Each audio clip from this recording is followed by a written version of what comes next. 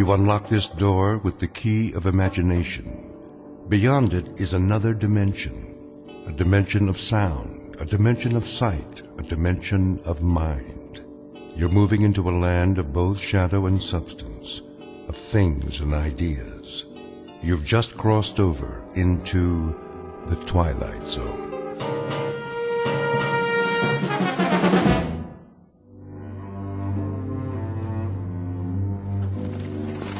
Oh, up.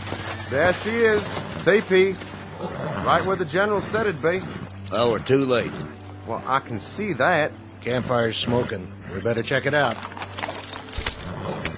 Still warm. How long do you figure? 3, 4 hours at the most. Any idea how many? And a lot of footprints all around. My guess is that if your general's looking for Sue, he's gonna have his breeches full of them before the sun goes down. That all you can tell us? Thought you were a scout. Well, they don't leave much behind. That's the Sioux way. Nothing their enemies can use. And a little ways downriver, that'd be the junction? Not a ways. Right here. Bighorn, Little Bighorn. This is where they converge. Right here? That'd put the Menoconjou fort about 4 miles up. That's where he's thinking about crossing. Wonder where they are now. Them Sioux? Wouldn't be impatient, Mr. Two Stripes. We can go back and tell General Custer that his Indian trail's just as fresh as ever. A little too fresh for my pay. Give me some of that water. Go fill your own canteen, Corporal. I don't mind. Have a drink if you want. Take cover! Dang Indians! I knew they was around! Hold your fire! I said hold it!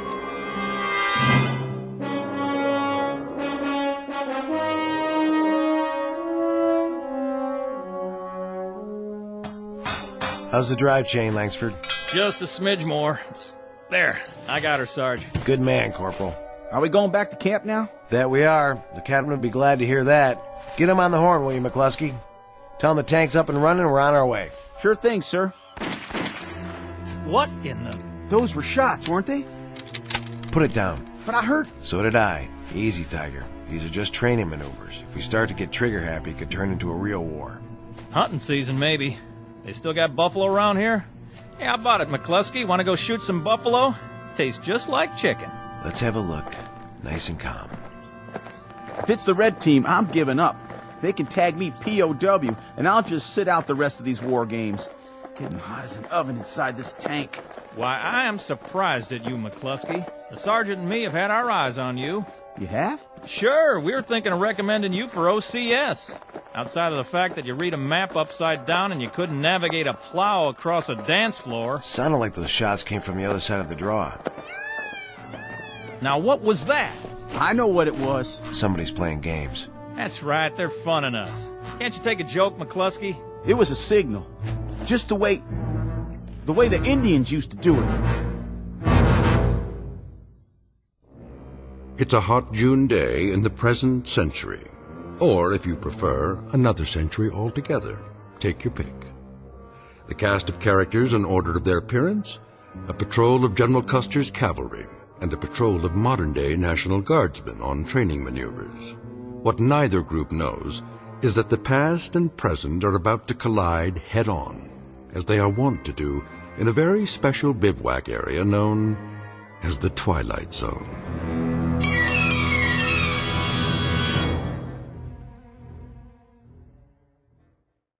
And now, The Twilight Zone, and our story, The Seventh, is made up of phantoms, starring Richard Grieco, with Stacy Keach as your narrator.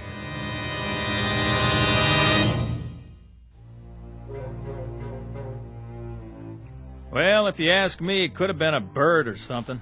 What about the rifle shots? Listen up. I've been on a lot of these training missions, and sometimes the men get bored, so they play pranks on the other team. But we do our job, that's all. Now let's take a quick look over the rise, make sure everything's A-OK, and get back to base. Got it?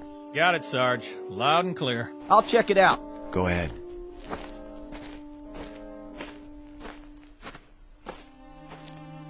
Well, how about that? What do you see, McCluskey? It's a wigwam. An honest-to-Pete wigwam. 1 million men in the National Guard, and it's just my luck to go riding around in a tank with the last of the red-hot Eagle Scouts. So it's a wigwam, McCluskey. What are you so happy about? Well, it's real interesting, don't you think? Authentic and everything. Well, why don't you take a look inside? Maybe there's a pretty little squaw in there waiting to be your fiancée. Nope. Whatever was here cleaned it out. Don't you think that's kind of strange? Leaving a wigwam made out of real hides, sitting in the middle of nowhere? Must have been some kind of youth camp or something. Either that or somebody's making a movie. Out here, Sergeant? On Army training grounds? That's a point. They never get a permit. Too dangerous. Besides, we'd have been informed. Sure is interesting, though. Right there's the junction of the Bighorn and the Little Bighorn Rivers. Just a little ways from here is where Custer fought. Custer who? General Custer. Didn't you learn about it in school? This is where the 7th Cavalry fought the Sioux Indians. What do you got there? Looks like a canteen. Let me see that. Not one of ours. Yeah, maybe there's booze inside. Hey, where'd you get this? Right here on the ground. Says 7th Cavalry. Printed right on it. How do you figure, Sarge? Well, I figure it's in pretty good shape, considering it's been lying around here for 100 and some odd years. Must be a lot of ghosts running around a place like this. Ghosts? Either that or somebody planted it here. McCluskey's got one thing right, though. Somewhere along this river they fought quite a battle. George Custer and 200-odd men against a couple thousand Sioux. Custer's Last Stand. Didn't you ever hear of it, Langsford? I heard of it. Maybe next year a museum will send you guys out on an expedition and you can spend all your time picking up antiques. But right now I thought we were supposed to be a motorized patrol on war games. Me, I'd like to be reconnoitering in some small dark bar right about now. Or maybe the YWCA. Or in a pinch, I'd settle for a... What was that? The wind. That's what it was. The wind. But the canteen and all. Don't you reckon we ought to go back and tell the command post? Don't you want to wait for the Union cavalry, McCluskey? Now, what were you saying, Sarge? This is where they fought, huh? Around here? Someplace around here. When I was a kid, I read everything that was ever written about it. Custer and the 7th were the advance guard for a general named Terry. The last thing anybody ever heard from him was that he was dividing his regiment into 3 parties. He was going to surround what he figured was a small group of Indians. There was a captain named Benteen with 3 troops. Went off to the south. Major Reno went to the other side of the creek to follow an Indian trail. Custer was the center column. He rode right into them and got slaughtered. 1876. That was the year. Right, 1876. Somebody planted this canteen for a gag then. It's not old. It's practically new. See for yourself. The water's still fresh. This whole thing's a gag. Either that or... Come on, let's get out of here. I'm serious, you guys. Let's go back to the tank. Yeah, let's go.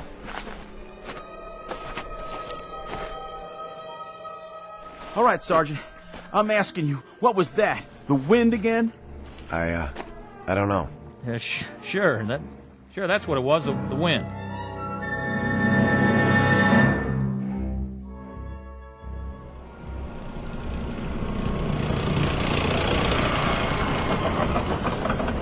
There they are. Finally. What'd they do, go fishing? Been working on their suntans.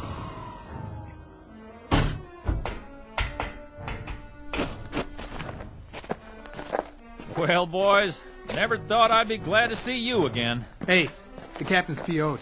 You better get in a 10 on the double. How come? I called in a position report. Yeah, but that was a while ago. Lieutenant, if you had seen what we saw... Can it, McCluskey? I'll give my report directly to the captain. Say, any of you good old boys got a cold one stashed around here?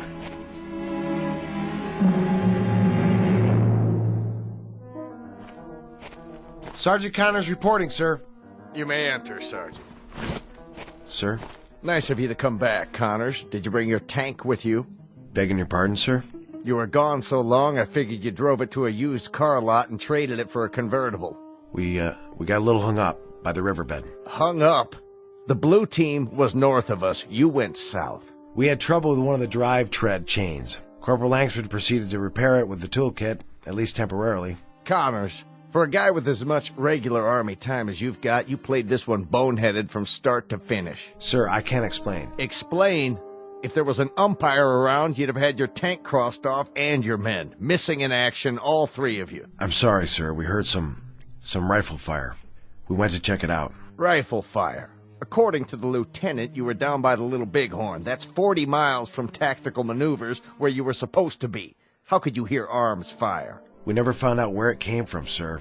Or who it came from. Oh, that's rich. What was it, the Russians? Or the Chinese? I'll tell you what I think. I think you guys must have had a bottle in that tank. Sir, I'm telling you. See this map? Tomorrow, you'll take your tank, or rather, the United States government's tank, if you can find it, and you'll head up here to Rosebud Creek. But, sir... Follow the creek about 15 miles. We figure that by now the blue team has moved across to... What's the matter, Connors? You hungover? Nothing like that, sir. It's just that Rosebud Creek. That's Custer's route. What? When he left Yellowstone River, he went with Major Reno. Reno found an Indian trail along Rosebud Creek. Sergeant, let's synchronize, shall we? My watch says 2320 hours. My calendar says this century. If you have a thing about Indians, you got here a little late in the day. We heard them, sir.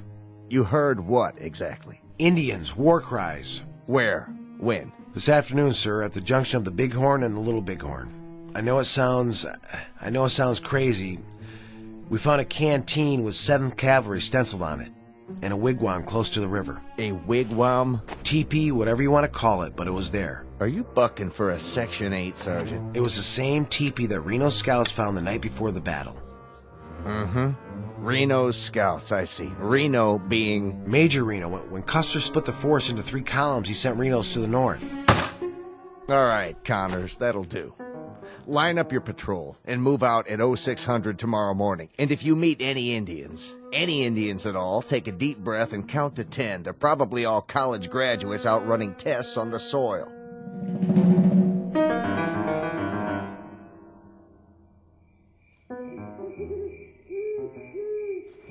Sergeant? What? You awake, sir? Yeah, I'm awake. What's the matter? Nothing, sir. I was just lying here thinking. Thinking about what, McCluskey? Well, sir, wouldn't you say it's strange? The only thing that's strange around here is you. Now, will you knock it off so a fella can get himself a little shut-eye? Langsford's right. We've got an early detail in the morning. I know, Sergeant, but the teepee and that canteen and all... Listen, kid, I'm asking you politely. Sorry, guys. I don't mean to be a drag or nothing, but that sound we heard today, it could have been a signal, don't you think? Indians do that. I mean, they used to. They can imitate anything. Birds, animals. You can never even hear them creeping up on you. They could even shape change, according to some folks. And then there's the Little Bighorn, General Custer. I read one time that there's no such thing as a coincidence. That's it. I'm moving my bedroll. Someplace where a man can get a night's sleep. Will you guys pipe down over there? Simmer down, Colonel. And you, Private, do me a favor. Put a cork in it. All right, Sergeant Connors. I'll try. I just want to be responsible is all. It's like they said in training. If you see anything and don't report it, shh. Hear that? Yes, sir. Night, sir. Good night.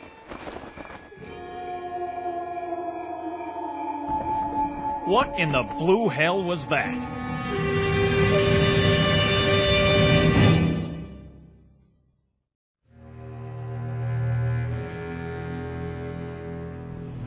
Where to now, sir? We follow this trail. How far? Till we get to frontier land? About 2-3 more miles. In other words, Reno's route. Exactly. We're making good time. We should get there at roughly the same hours. For Pete's sake, you still on that? Reno this and Benteen that, Custer something else. Haven't you guys had it? You talked about it all night long. Now me, I was dreaming about a cute little private in a miniskirt. See, I was the drill instructor and she had to give me 50 jumping jacks. Only she couldn't get it right. So I put my arms around her from behind, real official-like, just to show her how. Up, down, and I'm whispering in her ear the whole time, and she says to me, she says, "Why, Sergeant," I was a sergeant in the dream, "why, I think I got it." So I start to say, "You got what?" But before I can get it out, McCluskey here wakes me up because he thinks he hears another hootie owl. I swear, if this kid wrecks my training sleep one more time... Sergeant, look! Where? Over there, the top of the hill. I don't... The tall one, see? Smoke rising up in the sky, one puff at a time. Oh, no. I don't like the looks of that. I don't like it one bit. Hold up now. But, Corporal... Use your head, boy. That smoke's coming from an incinerator. Or it's somebody cooking a cheeseburger. I don't think so. Or maybe it's a bunch of Girl Scouts who don't dig Smokey the Bear. But if you don't straighten up, I will... It figures. What does? It has to figure. Reno's scouts found the teepee the night before the battle. The following morning, the column saw smoke signals in the sky. That's right. You know your history. Look, you two history fans are really starting to bug me. And late that same morning, they got their first Indian. Oh, man. When the war party went by, one of the troopers shot the last rider. Come on. Look, I like a good laugh, same as the next guy, but this is too much. This is really and truly too much. It was for the 7th Cavalry, too. Sure, next thing you'll be telling me is that up over the hill we're going to run into a war party of Sioux. And if that happens, Mrs. Langsford's little boy is going to report to sickbay and ask for a rubber room all for himself. Just remember, I can always make it a reservation for 3, if that's what you... We have to arm ourselves. Get back in the tank. What are you doing? There's nothing out there but a dust cloud. Yes, but what's behind the dust? You hear it? We're wasting time. You stupid moron kid! Put that rifle down! What do you think you're shooting at? Langsford, McCluskey, watch out! Oh, my dear God. You saw it. We all saw it. Yeah, I sure did. A horse without a saddle, an Indian pinto, and no rider. That means I killed him. I killed him with my M1. Sergeant, I just fired blind toward that cloud of dust, but I didn't mean to... That's enough. What were you saying, Langsford? You want to make a speech now? You got something to say, do you? I got something to ask. Are we all out of our tree or what? I don't know for sure, but I've got an idea. We're listening. See that ravine down there? What about it? It's all part of it. Somehow, some way, we're riding the same trail that Custer did. Figure it out. There was a teepee. When did we find it? Yesterday afternoon. Just like the scouts did. There was the smoke signals, just like Reno's column saw the next morning. Then McCluskey got himself an Indian, just like the day of the battle. All right, let's say you're right. Let's say it's just like you say it is. We follow this trail just like they did. Yes, Corporal, we follow it. Well, what's the next thing that's supposed to happen? We wind up at a massacre. Hadn't we ought to go back to camp and warn them? Warn who? It's not our men who'll be under attack. It's Old Yellowhairs. Old Yellow? General George Armstrong Custer. And you mean to stop it? I don't see that we have much choice. Stop it or join it.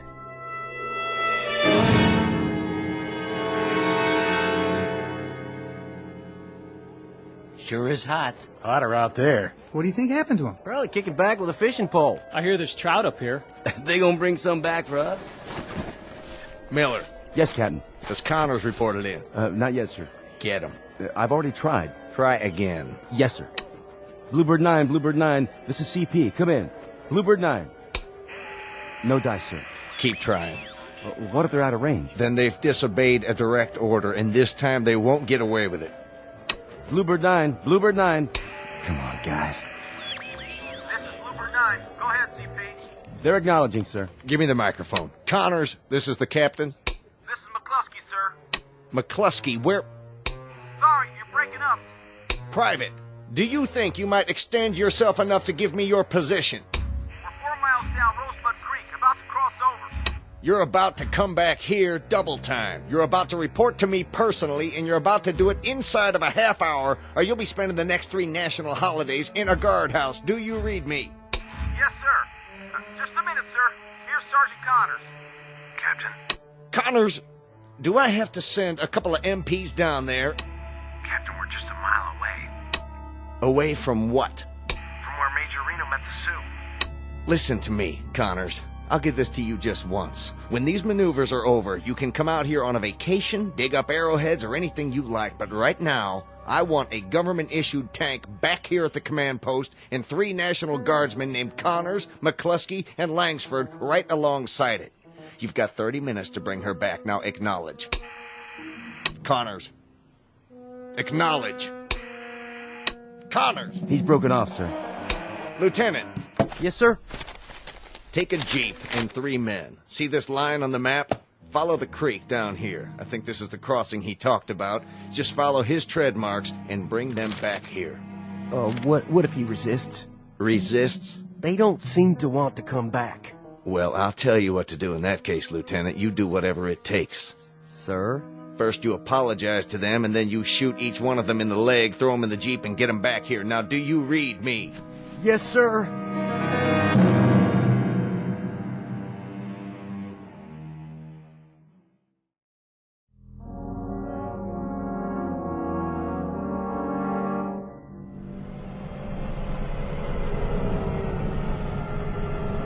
Hold it!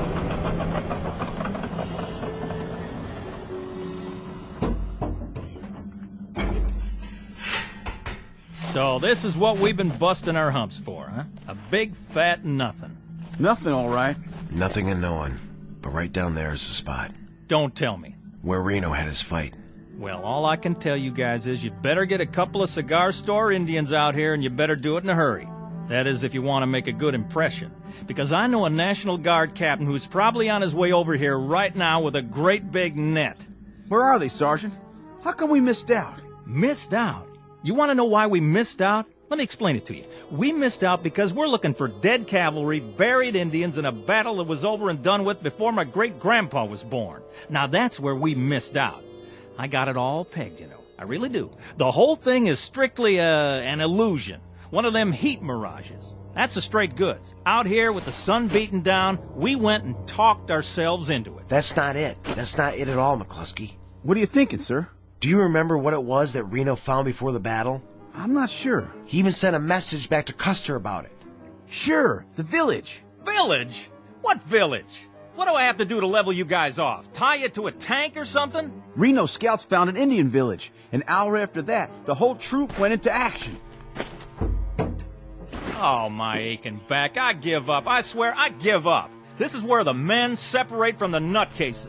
Where you going? Back to the CP if I can find it. You guys keep playing your games, and I'll see if I can send back a padded ambulance. Arrivederci, y'all.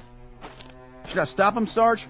We can't. He's the only one who's following orders. From now on, we're on our own. What is it? You tell me. That's it. That's what? Would you mind telling me? The village. That's the village. 6 more of your funny little teepees. That's a mirage, isn't it, Langsford? Not really there? Man, don't ask me anything. Now you got me seeing it. Don't ask me nothing. Looks abandoned. I'll go down to scout it. An hour ago, if you'd said that, I'd have died laughing. And now? You got your rifle? Sure thing. Then be careful. Of course I will. Well, what happens now? You read all the books. What's the next thing? Beyond the village. That's where Benteen engages. What about Custer? He loses his right arm. As of the moment, Reno got cut off here. Custer's column was doomed. This is wild. I swear, this is off the scale. Now, how in the... Well, how in... I mean, it's like chasing somebody that ain't even there and trying to catch up. Well? Connors. Langsford. What'd you find? I'm not sure. But if it's a mirage, this one goes all the way. What's the matter with you? You all right? I just saw the granddaddy of all mirages. I mean the mother of all... Hey, fellas? You're white as a sheet. That's 'cause this one's sticking in my back. McCluskey! Get the medical kit. I'll try to cut the arrow out. Bluebird 9, this is CP. Come in. No good, Captain. Then they're refusing to answer. Either that or they've vanished off the face of the earth. Captain? You'd better have something to tell me. Yes, sir. For starters, that they're just a few hundred yards behind you, right? I wish I could say that. Then you better tell me something, Lieutenant, and fast, like the whereabouts of an M4 tank. We found the tank, sir. Is it operational? It appears to be. Where are the men? No sign of them. What? Only this note. Let me see that. Crossing Rosebud Creek, trying to reach the cavalry. Pray we're not too late. What's the meaning of this? I don't know, sir. We drove up and down the creek bank. Is that true? This is all you found? No sign of them? That's right, sir. What about you? There were tracks leading to the tank, but after that, it's hard to say. All I know is they weren't in it. And you, Private, I want you to consider your words very carefully. Yes, sir. The tank was empty, except for some of their gear. Well, what are the rest of you grunts standing around for? Anybody need a work detail this morning? How about a recon march with full packs? Just finishing up, sir. Come on, guys. What about their gear? Most of it was still there, except for the rifles and the sidearms. Great. That's just great. Now I've got 3 trigger-happy soldiers on the loose with live ammo. Captain, I know Connors. He is strictly by the book. Yes, but what book? Langsford's regular army, and McCluskey, well, he's a good kid, just wants to put in his time and get back home.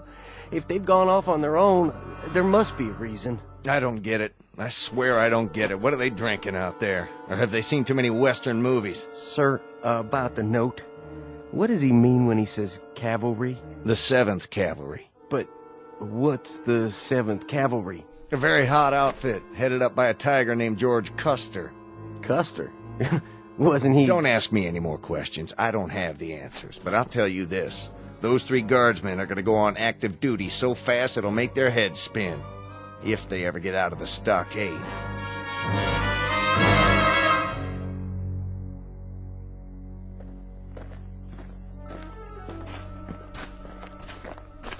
Not much farther now. Come on. We're gonna make it. We're gonna make it, man. We got you, okay? Just hang on to my shoulder. Where are we? A few hundred feet away. They're right over the ridge. Sarge, you hear it? The wind, that's all. Not that. Sure we hear it. This time we all do. Wait a minute. Listen. That's them, Sarge. 7th. You think he's right? We made it. We made it after all. Almost. Don't count your chickens. Let's go. Somebody give me my sword. We don't have swords, McCluskey. We got U.S. government-issue 45s. Put in a clip, work the slide, and she's ready to go. Here. We've also got our M1s and the machine gun. Set it up. With pleasure. Can't stand up. Just lay low. Keep pulling the trigger. Look at Custer. He's surrounded. Gotta get down there. Must be 1,000 Indians. More than that, Colonel. More than that. Well, shoot, I heard of worse odds than that. Haven't you, boys? Plus, we got our equalizers right here. We've come all this way. What do you say, Sergeant? I say we do it. Why not? Let's go.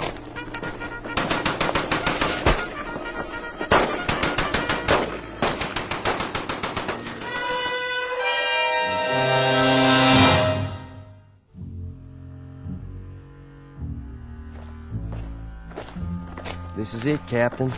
The last known location. What's that plaque for? Read it, Lieutenant.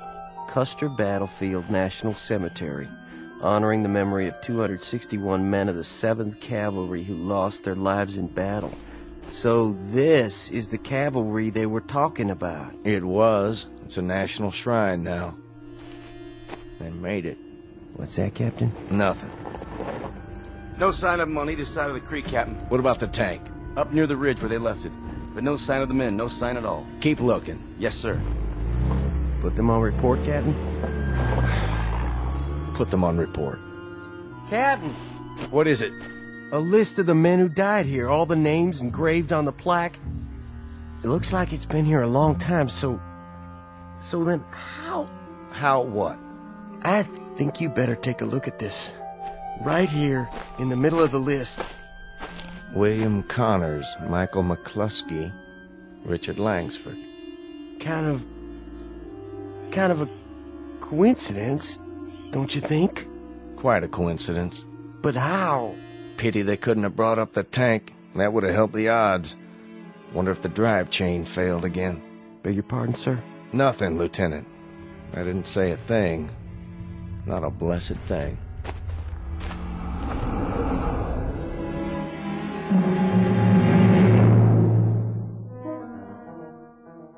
Sergeant William Connors, Trooper Michael McCluskey, and Trooper Richard Langsford who on a hot afternoon in June made a brave but hopeless charge down a hill and never returned. Look for this one under P for Phantom in the pages of a historical ledger filed in a reading room known as the Twilight Zone. More from the Twilight Zone after this. You are about to enter another dimension, a dimension not only of sight and sound, but of mind, a journey into a wondrous land of imagination. Next stop, the Twilight Zone. Hi, this is Stacy Keach. I'd like to take a moment to tell you about our Twilight Zone website at twilightzoneradio.com. At twilightzoneradio.com, you'll find the latest information on these Twilight Zone radio dramas, including behind-the-scenes photographs, plus the newest product releases, trivia contests, ways to contact us, other Twilight Zone-related info and merchandise, plus links to other fascinating websites. So make your next stop twilightzoneradio.com. Visit twilightzoneradio.com to purchase these Twilight Zone radio dramas on cassette and CD, or call toll-free 1-866-989-ZONE. That's 1-866-989-9663.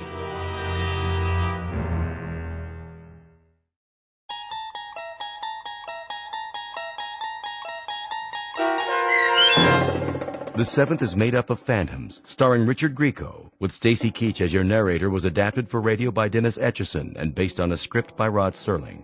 Heard in the cast were Craig Brawley, Jeff Lupetin, Christian Stolte, Kurt Nabig, Doug James, Roderick Peoples, Lynn Foley, Richard Shavsden, Carl Amari, Roger Wolski, and Vince Amari. To learn more about the Twilight Zone radio dramas and to obtain audio cassettes and CDs of these programs, visit our website at twilightzoneradio.com. The producers of the Twilight Zone wish to thank CBS Enterprises, Carol Serling, Dennis Etchison, Dick Brescia Associates, Claire Simon Casting, Paul Patch, Terry Jennings, the American Forces Radio and Television Service, our sponsors, and our radio affiliates for helping make this series possible. This copyrighted radio series is produced and directed by Carl Amari and Roger Wolski for Falcon Picture Group. Doug James speaking.